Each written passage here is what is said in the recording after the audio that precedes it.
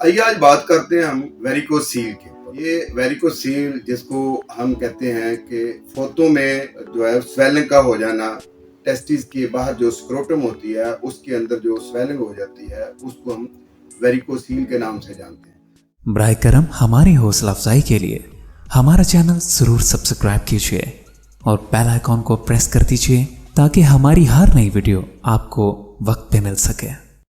औज़ुबिल्लाहि मिनश्शैतानिर्रजीम, बिस्मिल्लाहिर्रहमानिर्रहीम। अस्सलामु अलैकुम ख़वातीन व हज़रात, मैं हूं आपका होम्योपैथिक डॉक्टर रिजवान साकिब और आपसे मुखातब हूं शमा होम्यो क्लिनिक लाहौर पाकिस्तान से। आइए आज बात करते हैं हम वेरिकोसील के ऊपर। ये वेरिकोसील जिसको हम कहते हैं कि फोतों में जो है स्वेलिंग का हो जाना, टेस्टिस के बाहर जो स्क्रोटम होती है उसके अंदर जो स्वेलिंग हो जाती है उसको हम वेरिकोसील के नाम से जानते हैं। लेकिन अक्सर लोग जो है ना वो हाइड्रोसील और हर्निया के साथ कंफ्यूज हो जाते हैं कि ये शायद वही चीज़ है।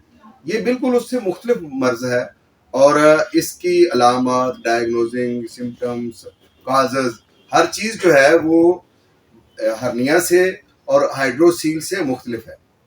आप ये समझ लें कि जैसे वेरिकोज वेन होती है वो लेग में होती है और टांगों में होती है वो, और ये जो वेरिकोसील है ये स्क्रोटम में टेस्टिस की जो थैली होती है, खसियों की जो थैली होती है, फोतों की थैली के बाहर जो होता है वेन होती हैं उनके अंदर ये स्वेलिंग हो जाती है जिसको हम वेरिकोसील के नाम से जानते हैं।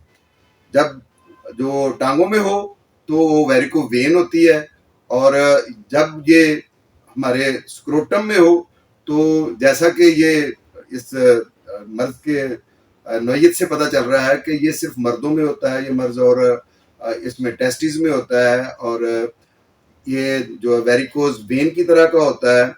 लेकिन ये होता क्या है इसके बारे में आपको मैं इसी तरह से वजाहत करूंगा कि जैसे पाइल्स है जिसको हम बवासीर कहते हैं, उसमें भी जो लम्स हैं, जो ऐसे लंप से जो बन जाते हैं वो मोकों की सूरत में बाहर को निकलते हैं। जैसे कोई अंगूर के गुच्छे में होते हैं, अंगूर का गोशा जो होता है उसके अंदर जैसे वो अंगूर लटके हुए होते हैं, इस तरह से पाइल्स में भी इस तरह के वो लटके हुए होते हैं।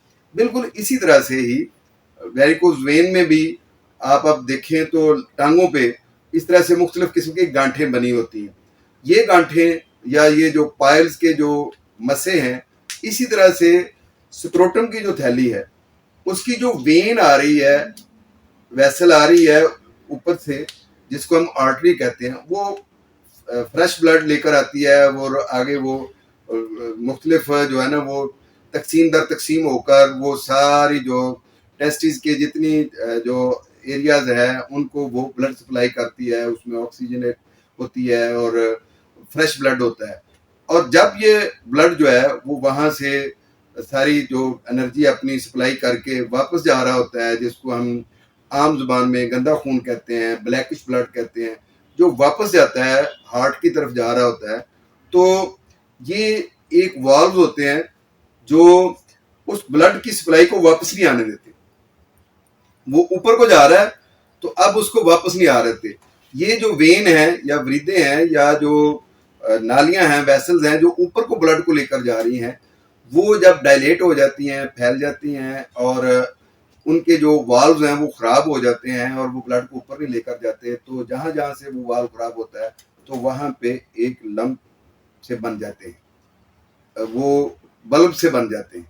तो वो जो बने हुए होते हैं एक जैसे अंगूर की तरह के होते हैं, वो इंटरनली होते हैं, बाहर से नजर तो नहीं आते, लेकिन उनकी वजह से बाहर एक स्वेलिंग हो जाती है जो खसियों की थैली के इर्द गिर्द जो स्क्रोटम जो होता है उसके अंदर होती है। देखिए दो टेस्टिस होते हैं, दोनों टेस्टिस का काम जो है वो दो किस्म के काम होते हैं। एक काम जो है टेस्टोस्टेरोन हार्मोन है वो बनाना होता है और वो इनफर्टिलिटी के लिए, और मेल हार्मोन है और मर्दाना जो खसूसियात हैं उनको पैदा करने के लिए होता है। और दूसरा जो है इसका काम टेस्टिस का ये होता है कि वो सीमन को प्रोड्यूस करती है, स्पर्म्स को प्रोड्यूस करती है। तो स्पर्म को प्रोड्यूस करना भी ज़ाहिर है کہ وہ آگے تولیدی نظام کو وہ بہتر کرنا اور جو بچوں کی پیدائش کے حوالے سے وہ جو ہے وہ اس کے علاوہ کوئی اور دوسری چیز نہیں ہوتی اسپرم کے علاوہ. تو اس کام کے لیے یہ کام ہوتا ہے اور اس کے لیے جو بلڈ سپلائی ہوتی ہے اس سپلائی کا ہونا بہت ضروری ہوتا ہے. اور وہ جو سپلائی واپس جا رہی ہوتی ہے وہ جب وہاں رکتی ہے تو وہاں پہ یہ اس طرح سے ویریکوسیل بن جاتا ہے. اب ویریکوسیل جو ہے عام طور پر 15 سے 25 سال کے درمیان میں لوگوں کو ہوتا ہے اور یہ کوئی ضروری نہیں ہے کہ اسی دوران میں ہو, لیکن یہ عام طور پر یہ ہوتا ہے کہ اس عمر میں زیادہ ہوتا ہے. کیوں؟ اس کی وجہ یہ ہوتی ہے کہ اس وقت بلڈ جو ہے وہ بڑی تیزی سے گردش کر رہا ہوتا ہے اور اس میں اگر کوئی رکاوٹ آتی ہے خاص کسی بھی وجہ سے تو وہ یہ ہو جاتا ہے. اور اس کے علاوہ یہ ہے کہ جو لوگ زیادہ وزن اٹھاتے ہیں یا جن لوگوں میں جو ہے وہ کوئی چوٹ کی ہسٹری ہوتی ہے اس میں یہ زیادہ پایا جاتا ہے. اور جن لوگوں میں بواسیر ہوتی ہے یا جن لوگوں کو ویریکوز وین ہوتی ہے ان کو ویریکوسیل پایا جاتا ہے. اور عام طور پر یہ جو خود فزیکلی بھی پکڑ کر دیکھنے سے پتہ چل جاتا ہے کہ یہاں پہ گچھا سا بنا ہوا ہے نالیوں کا, یا یہ ہے کہ یہاں پہ کوئی پین ہو رہی ہے یا یہاں پہ کوئی سویلنگ ہے, تو اس سے یہ پتہ چلتا ہے کہ یہ ویریکوسیل ہے.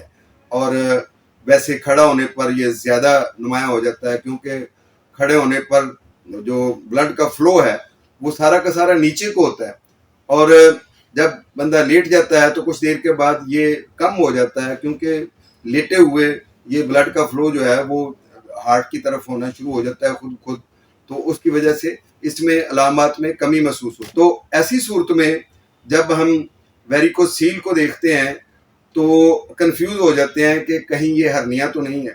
تو ہرنیا میں اور اس میں واضح طور پر جو ہے وہ فرق محسوس کیا جا سکتا ہے.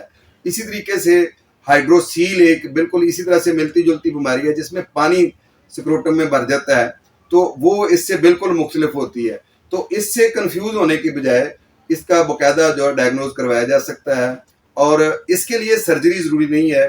اس کے لیے ہومیوپیتھک کے ذریعے سے ٹریٹمنٹ کرنے سے اللہ کے فضل سے ویریکوسیل جو ہے وہ ٹھیک ہو سکتا ہے. بہت شکریہ. اللہ حافظ. السلام علیکم. شمع ہومیو کلینک اب آن لائن چیک اپ کی سہولت بھی فراہم کر رہا ہے. دنیا کے کسی بھی کونے سے اب آپ گھر بیٹھے کسی بھی مرض کے بارے میں آڈیو اور ویڈیو کال کے ذریعے مشورہ کر سکتے ہیں. مزید معلومات کے لیے رابطہ کیجیے 0303 7578 803 0303 7578 803.